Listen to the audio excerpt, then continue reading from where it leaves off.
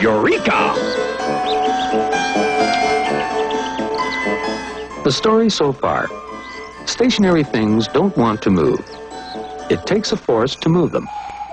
Force equals mass times acceleration and is measured in newtons. When a force moves something through a distance, work is done. Work is measured in joules. 1 joule is the amount of work done when 1 newton of force is applied through a distance of 1 meter. And now, kinetic energy. Because of inertia or laziness, this billiard ball doesn't want to move. In fact, it would sit there all day minding its own business if another ball were not to come along and knock it into the pocket. Because the second ball forces the first one to move.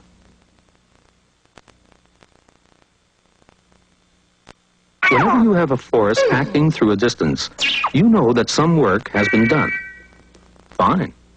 But where did this work come from? The second billiard ball, naturally.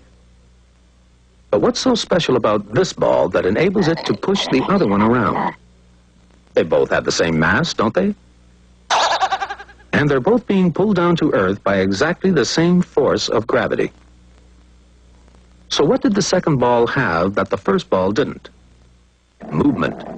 It was moving and the other one wasn't. And when you have both mass and speed, you have the ability to do work. You can use your movement to get other things to move. In a sense, you have work in you. Physicists, keen as ever on borrowing words from other languages, went this time to Greek and found that the Greek word for in is en, and that the word for work is ergon. When you put en and ergon together, you get energon, which comes out as the English word energy.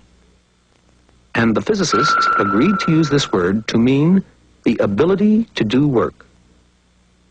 So the moving billiard ball had energy. The origin of this energy was, of course, the billiard player, whose arm had work in it, or energy, because of its movement.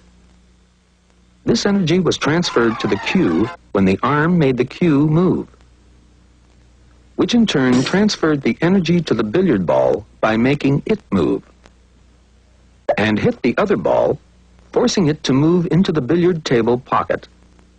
In each case, a number of joules of work were done. Arm moving cue, cue moving ball, ball moving ball. But since work is merely energy in action, and there's no work possible without energy, we might as well say that a number of joules of energy were expended each time. And that's exactly what we do say. Both work and energy are measured in joules.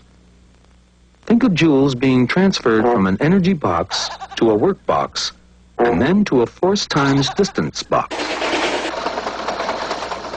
Joules of energy are spent not only by billiard players, but by hockey players and soccer players, carpenters and ditch diggers.